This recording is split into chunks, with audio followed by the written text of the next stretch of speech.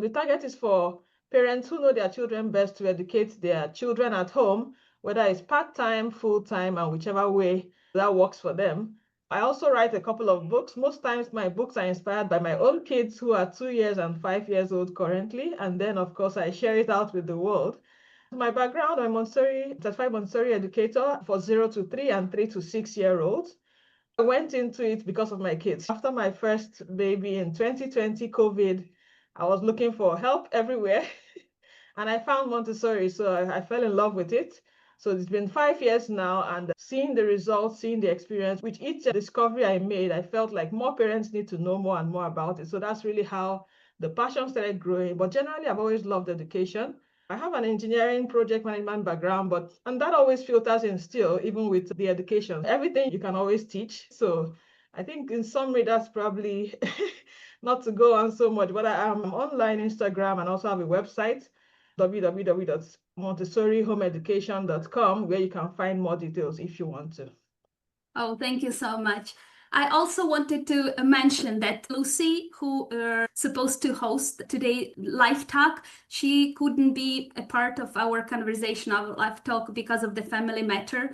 So I just say her hi, and next time she will be definitely in. So to begin our conversation, Nkem, would you like to start with the essential question, from where and how to start? Okay, yes, definitely. And just a heads up, I do have my kids home with me. You might hear some voices in the background. Good enough, I learned all of us here probably have kids in different ages. And so you might hear their voices. If they do pop in, because I may not want them in the video, I might turn off briefly or mute briefly. So just bear with me, but definitely you're going to get value. I'm excited about this talk. So I think we're going to dive right in. Everybody wants to know, how can my child learn how to read, right? So we're going to start off with that. So the way I broke it down is more of a combination of the Montessori approach and then teaching my own daughter, or more like guiding her, because with Montessori, we believe we're more of guides, trying to bring out what they already know and then guide them in the path based on their needs, based on their abilities, based on their interests. So by the time I saw how our daughter learned to read, it was around 3.5 years, 3.5 years that she eventually learned. But she started showing interest from 3. So from the experience there, plus the Montessori approach, plus I think I also picked some things from Toddlers Can Read, just it's a combination of methods. And I eventually broke it down into 3 steps, which I'll be sharing with us. Okay, for each of the steps, I'll share the what and the how, just to make it easy to remember. I hope you have a note, a pen, a paper. It's good to not just listen and listen, because you have to watch this video multiple times if you're just listening.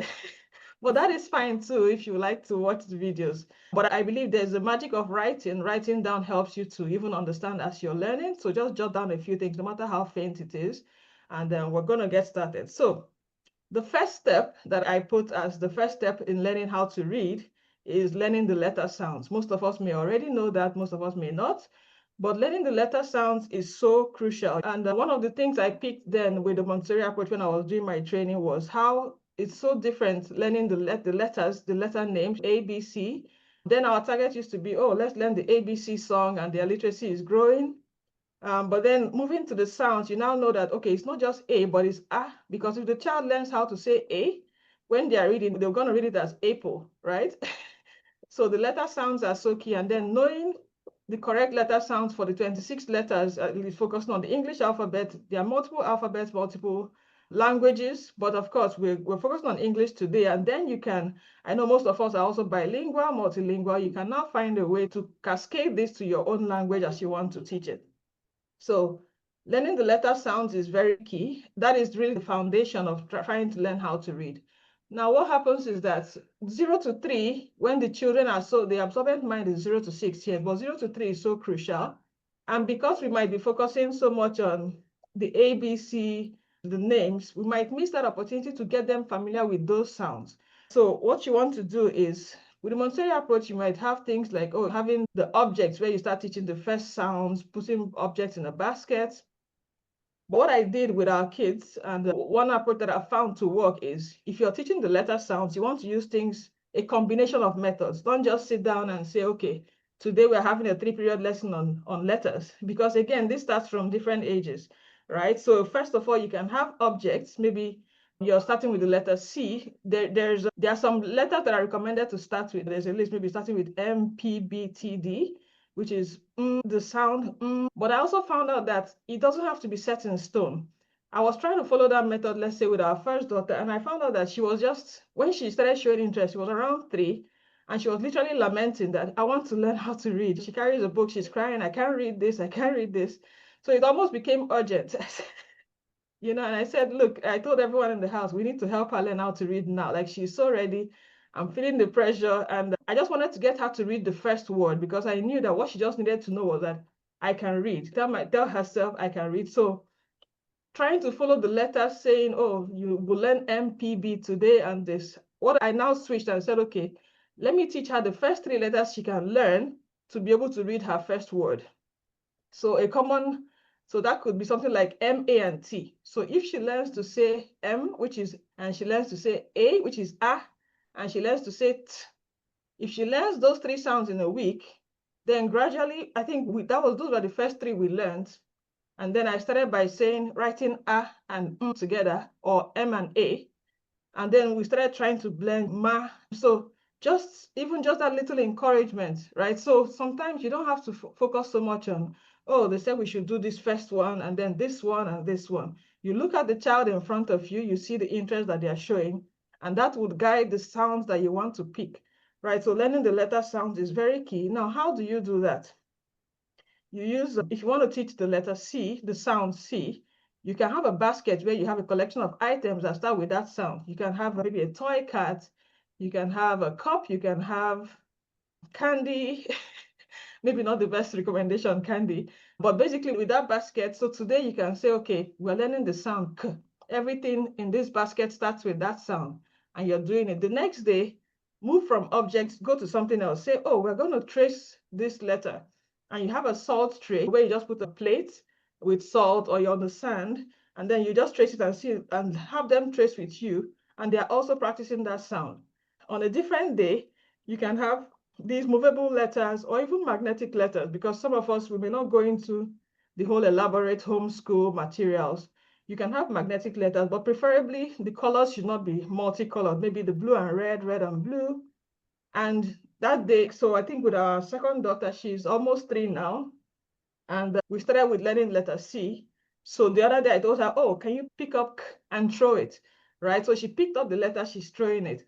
Can you pick up the next day we are trying to trace it on a whiteboard. So multimedia approach is so key, right? So be flexible. Again, one thing I normally tell parents in my Montessori home education program is home education, Montessori, it should not be seen as work. The more you see it as work, the more you're so stressed and pressured, you have a timeline, the harder it's going to be. So just make it playful. Look at the child in front of you and observe them, and then it will give you an idea of what they need to do. So that is really all about the first step, learning those letter sounds, the phonetic letter sounds. Can I just ask if you can clarify for our audience, what is the 3-period lesson? Okay. And then maybe you can shortly say, when would you start the sound games? I see. Okay. Okay. So a 3-period lesson is basically, it's a 3-step method where we use it to introduce new vocabulary most times to kids in the Montessori approach.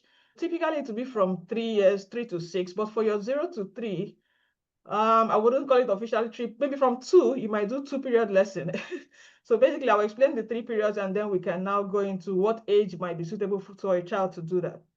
So usually, if you have 3 items you want to introduce to a child or treat the vocabulary. So let's say this is a red pen, a black pen, and a safety thing. So the first step would be naming the object. So you can say, this is red, or this is a red pen. Red pen is too long. Usually it's with something simple like apple, banana, orange, but let's just go with this one. So you can say, this is red, right? And then you ask the child, can you say red? So if the child is already speaking, they might say red. You can allow them to touch it, that multimedia approach again, letting them touch, letting them see, letting them talk, if they're able to. And then you go to the next one. You say, this is black. Can you say black? The child will try to repeat it, also touch it, feel it, look at it, smell it, taste it if it's safe. And then you go to the last one. You say, this is white. Can you show me white? Oh, can you say white? And then they'll try to repeat after you. So that's why you see it might typically work from 2.5. That's not what your 0 to 2-year-old will be doing. So they might now try to repeat it. And then you now say, show me. So the first step is you naming the item. The second step is you asking them to show you the item. So the second step, you now say, okay, show me white. They can touch it. You can say, pick up white. You can say, throw black, throw red. This is you testing now if they're able to, if they remembered what you just did the previous time. And then the last step, which is the third period, is where you now say, what is this? You find out that that third step is actually the most difficult because it's easier to just say, just point without saying it. But when you now ask them to say it, that's when you will know if they actually got the word that you gave them and if they're able to repeat it as you said, right? So you can do this 1 or 2 times, and then if they're getting it, fine. If they're not getting it, it's also okay. You can try the next day, the next 2 days. This is where that pressure thing comes in. If you're too, oh, we have 30 minutes to do this, you have to learn the words now, you're going to get frustrated, right? Kids, sometimes you just need to mention something the first time, give it a break, let them have a nap, let them sleep. The brain has a way of now processing it, and the next day you might see them like superstars, or it might take a week. It's not always the next day, right? But just knowing that, reduce the pressure. I think what I want to really pass across to us today is calm down with the pressure, less frustration, let the kids really go at their own pace, and they will learn it, especially if they're interested, if it's in their sensitive period and you've observed that it's time. So I hope that helps with the 3-period lesson. Thank you. That's very helpful. Absolutely. Okay. So we're talking about the 3 steps to reading. Now, the first step was learning the letter sounds and the different ways you can help to teach those sounds. The second step is recalling and practicing those sounds. Now, again, I know then when I was teaching our older daughter, I was trying to say, oh, when are we going to learn all 26 sounds? That's going to take a long time. Now, I'm telling you now, calm down with the pressure. I was under pressure because my daughter was crying. She could not read. So I was saying, oh, can I teach her all 26 or maybe just some? I think at the time she had learned 10 or 15, or even maybe 12, 10 to 12. That was when I started trying to go to blending. I was definitely in a hurry, but that was a couple years ago. But what you want to do once you've started teaching the sounds, it's not linear. You don't have to teach 1 to 26 sounds and then you now start, okay, now we're going to practice. So as you're teaching, if you're teaching 3 letters a week, 3 letter sounds a week, or 4 or 5, you also want to start incorporating, practicing those sounds. So like I said, for our younger daughter who is almost 3, we started learning the sounds k, a, and t, which is for cat. So C, A, and T. So throughout the week, we are practicing it. Sometimes if we are reading, I'm saying, oh, can you find k? And then she's seen it, she might touch it. I'll say, yes, and you'll be excited. It's not about saying, oh, good job or not, but just showing that excitement, because confidence is another very key quality in reading. In fact, sometimes I feel like confidence is a skill on its own that is so key for reading. That's why you have to be very cautious not to overcorrect the child.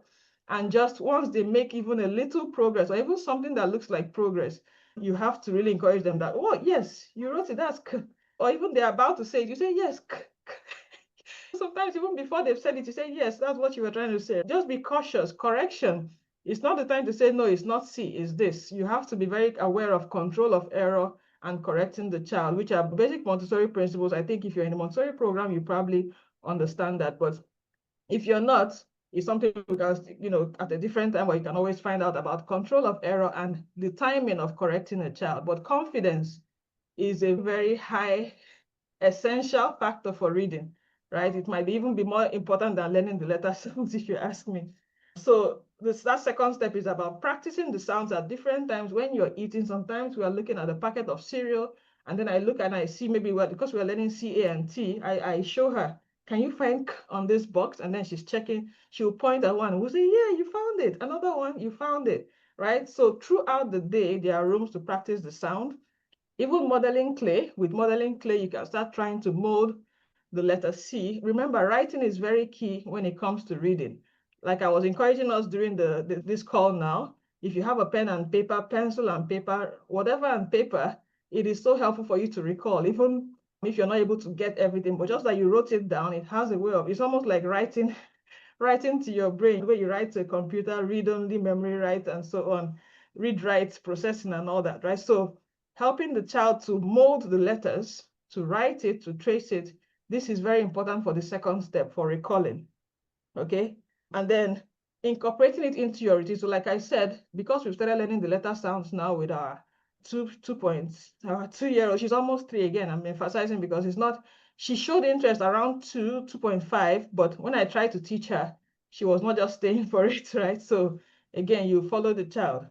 Having routines like during breakfast, I look around to what we have.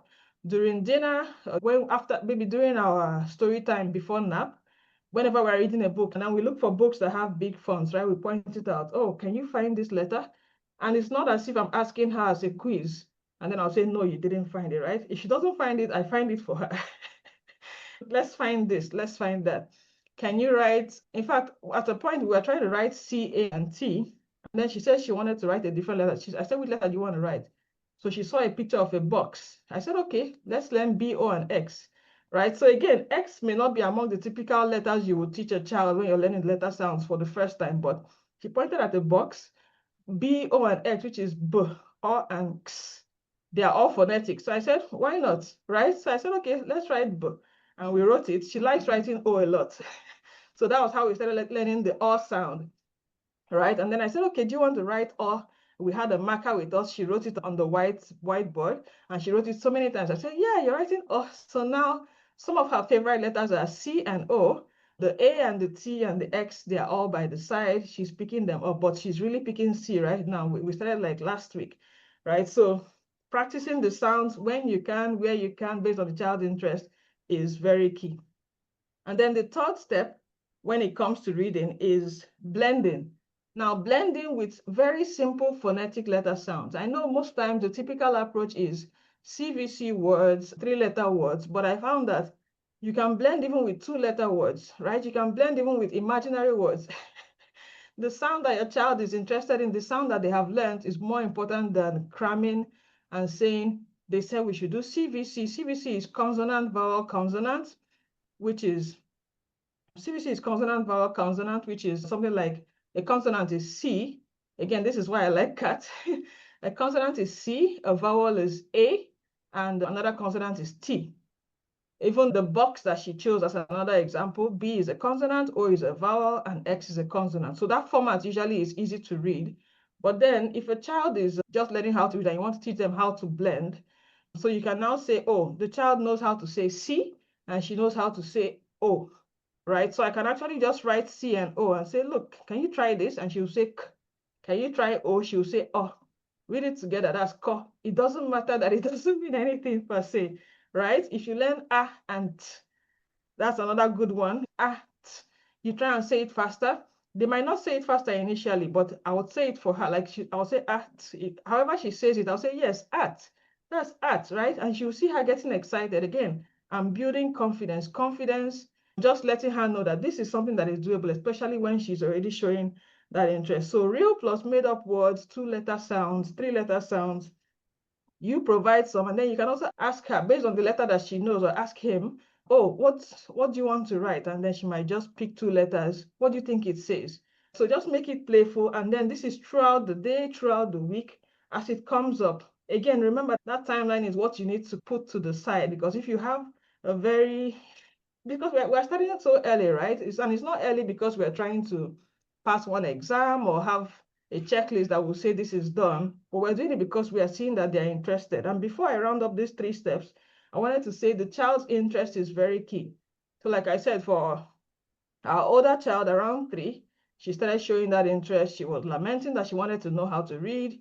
She would pick a book and she was just so interested, right? For the younger one, she started around 2.5, but when I tried teaching her, she wasn't having it, right? So I just focused on reading more books to her. So that's the younger one who is almost 3 now. So we started reading more and more to her. Apart from just nap time, we had books everywhere. Do you want to read this? And then she's picking books herself. So even before you start teaching the letter sounds for your 0 to 3-year-olds, for your babies, you want to get them to love books. We'll still talk more about that later. So reading to them more and more frequently will be very helpful. And then sometimes they ask you directly, I want to know how to read, because maybe they are seeing their siblings reading, they are seeing you reading, they're getting interested in books. But if they don't even have books available, if they're not, if maybe let's say they're spending more time on cartoons than books, that interest might not even show, even if it says that the sensitive period is this age to that age. If they are not seeing books around them, if it's not being read to them, if they have little motivation to even try to know how to read, then that observation might never be made on time, right, for you to start teaching them. Expose them from an early age, 0 to 3. If you're tired with your baby, just read to them. Stop looking for extra activities all over the place. You sit down, you read, you relax.